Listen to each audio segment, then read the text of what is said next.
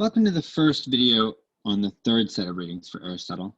Here we're going to be picking up where we left off and really continuing the discussion of physics, book 1, chapter 7. So this is sort of a transitional video that'll move from book 1 of the physics to book 2 of the physics. So last time we discussed Aristotle's account of accidental change. So how a St. Louisian can become a Columbian, or how a non-musical thing can become a musical thing, or how a green thing can become a red thing. And here, I want to treat an objection that was sort of hanging over that account. And the objection was, well, okay, Aristotle, you've already told us how we're going to treat statements like A comes to be B, where really those have the form AC comes to be BC, right? Where the C is the underlying substance. So that's what you've told us already. And the C is what stays the same, and the A and the B are what changed. But what about cases, what about statements of this form? What about A comes to B? So, sorry.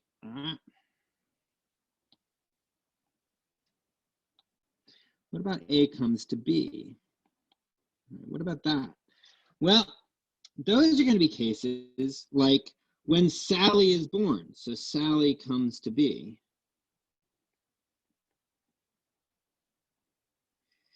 And in these cases, we're going to have not some substance, you know, the person, say, underlying, where the St. Louisian comes to be the Columbian, or the musician comes to be, or the non-musician comes to be the musician, but rather a substance comes to be full stop. So Sally comes into existence, she's born.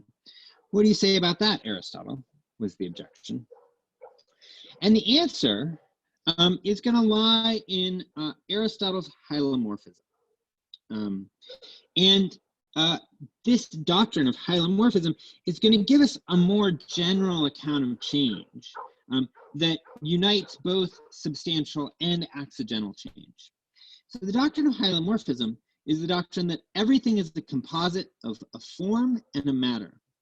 And this is a doctrine that comes up sort of again and again in the history of philosophy, but its most famous and most developed proponents were Aristotle and Kant. So they're sort of the two philosophers that have developed this view the farthest and given it its most sophisticated form. And Aristotle sums up the doctrine in this passage from On the Soul, book 2, chapter 1. And this passage, you can find it in your handout 6. So it's on handout 6, and we'll be turning to handout 6 in the next video. So if you have it in front of you, take a look, or you can just read along with me here. So what Aristotle says is, we say that substance is one kind of what is, and that in several senses. In the sense of matter, or that which in itself is not of this, and in the sense of form, or essence, which is that precisely in virtue of which a thing is called a this. And thirdly, in the sense of that which is compounded of both. Now matter is potentiality, form actuality, and actuality is of two kinds, one as knowledge, the other as, for example, reflecting. So this last clause, we'll come back to this when we turn to the soul next week. But the rest of this passage, I want to sort of look at it carefully and try to figure out what he means by matter and form and the compound of both. So there's sort of three things that he's talking about here, each of which he thinks could be an answer to the question, what is it, right? So we saw what is F was Socrates' question. And he thinks when you ask, what is this thing? What is F? Or what is the thing in front of me? there are three possible answers you could give: the matter, the form, or what is compounded of both. And to sort of come at what the matter and the form are, let's return to the accidental change that we looked at in the last video. The change that gave us the sort of account of statements of the form A comes to be B. So there, when we have sort of the non-musician becomes a musician,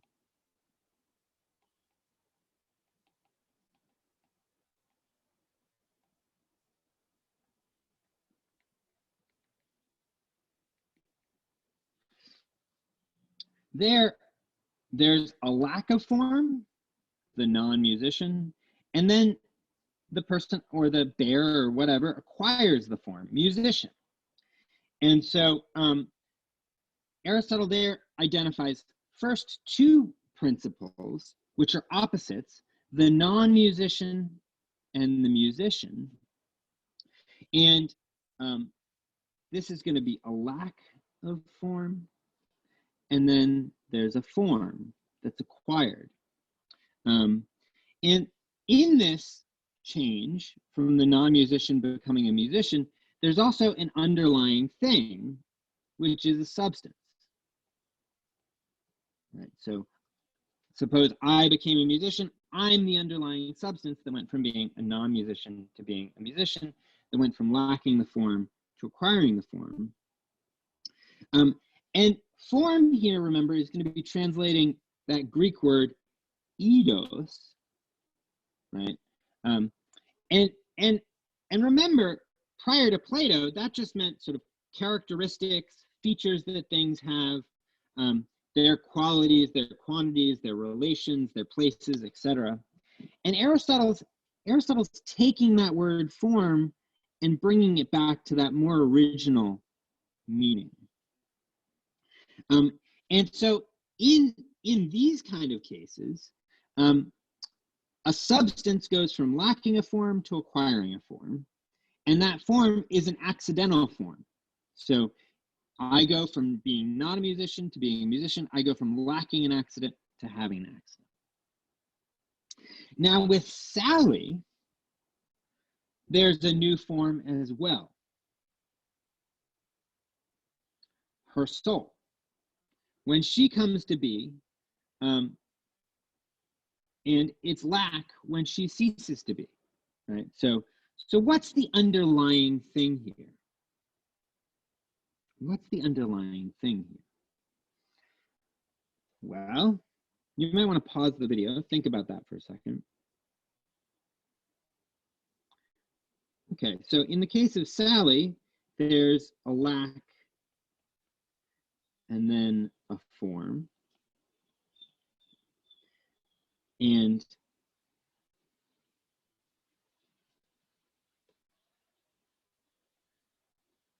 then there's an underlying thing.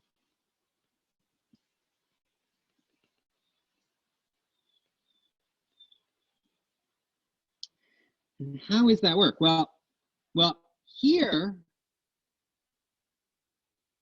what's lacking a form and then acquiring form is going to be what makes Sally what she is. Right? So the output of this is going to be Sally. The thing that's going to come into existence once the underlying thing acquires the form is Sally. Well, what is that thing? What is it that combines? What is the underlying thing that combines with the form to make Sally? Well, let's go back to Aristotle's passage. So,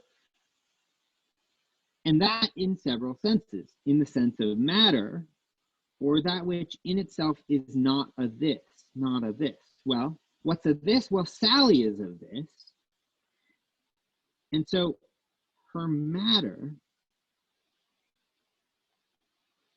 is going to be what, before it has the form, is not a this. But then when it acquires a form, in the sense of form or essence, which is precisely in virtue of which a thing is called a this. So Sally, in acquiring her form, will become a this. She'll become Sally. And so what are Sally's matter and what are Sally's form? Again, pause the video, take a second, think about it.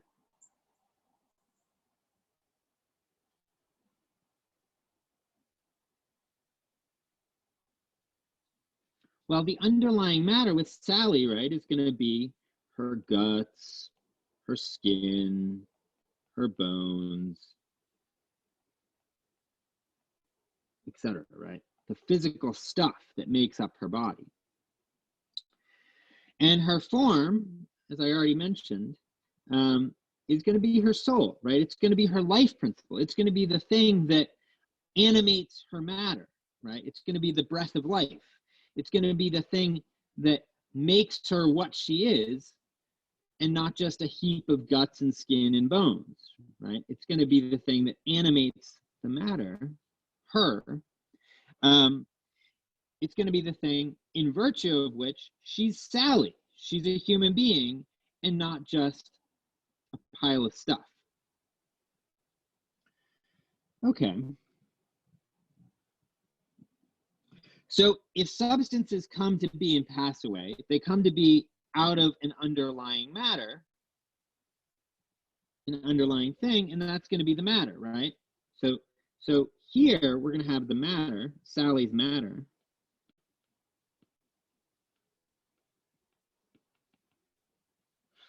And Sally's matter is going to go from lacking the form of Sally's soul to having the form of Sally's soul, or being joined with Sally's soul. And so then we're going to get Sally, right? So the soul, and then no soul.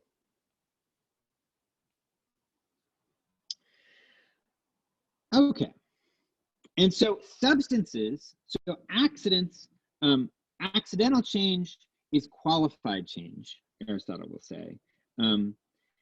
Accidents come to be in a qualified way. Why? Well, because they're relative to the substance. They have to be present in the substance. And so they only exist in a qualified way. Their existence isn't self-subsisting. It isn't self-standing. And so accidental change is qualified change, Aristotle will say. But substances come to be without qualification. They come to be full stop, right? So substances change with respect to one of the other 9 kinds of being, quality, say green to non-green, or alteration, right? So if you alter your quality from being green to non-green, or they change with respect to quantity, say growth and diminution. I go from being 5 feet tall to being 6 feet tall, or I change my place through locomotion. I walk from Barnes to Gambrel, etc., right? And so substances themselves are different than that, right? They come to be out of their matter. They come to be full stop. And when they come to be, the thing comes into existence, right? Sally comes into existence. And so there'll be 2 kinds of form.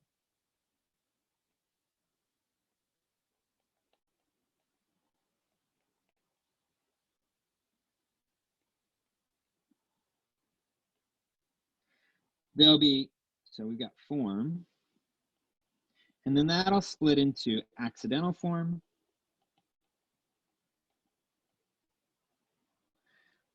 or attributable form, and substantial form.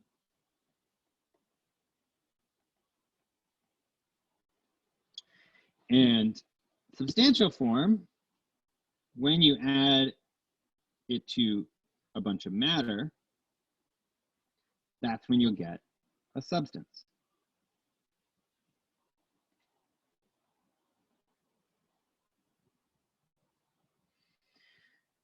Okay, and so here again, we see this contrast with Plato, where Plato only had one kind of form. Aristotle's going to have 2. There's going to be accidental forms and substantial forms. And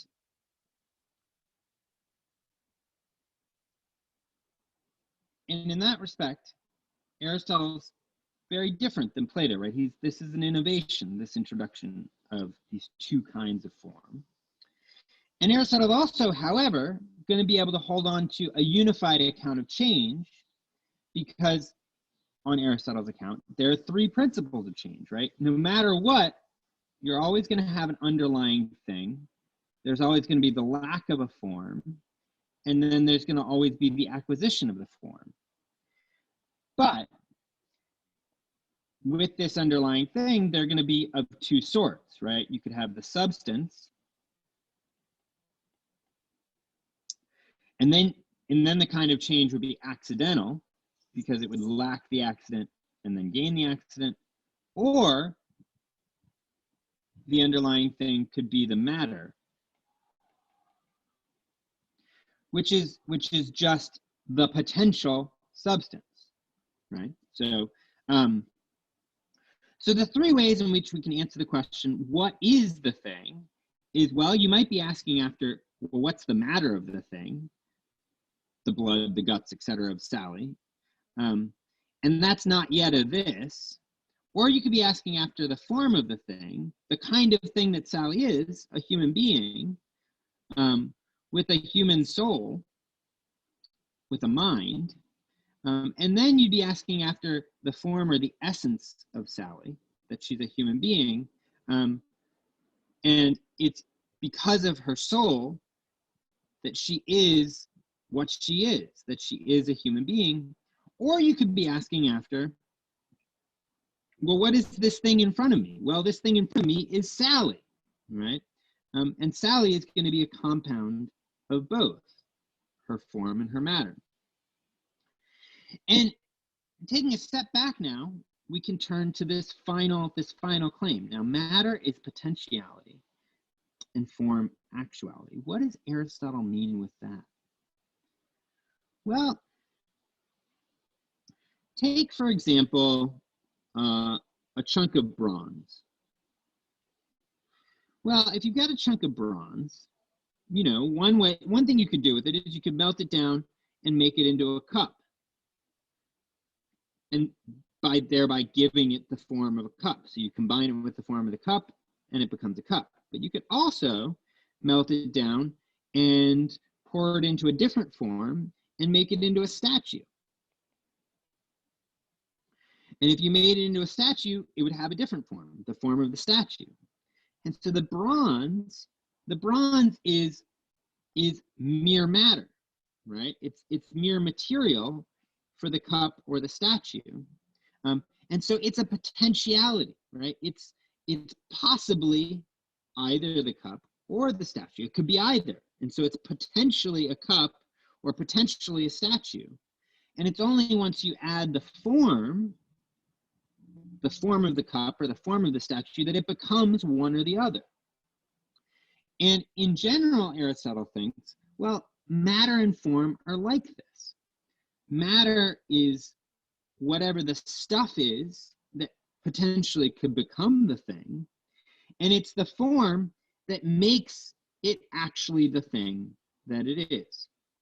And so that's why he'll talk about the matter and the form in terms of potentiality, or what the thing is formed out of, and actuality, or the thing that makes the thing what it is. Okay, so that's Aristotle's three principles of change, and how we find lack, form, and an underlying thing in both accidental change and substantial change. And so that's Aristotle's account of change in general, or what change is, or how it's possible. In the next video, we'll turn to what explains change. And that's the second major part of natural philosophy.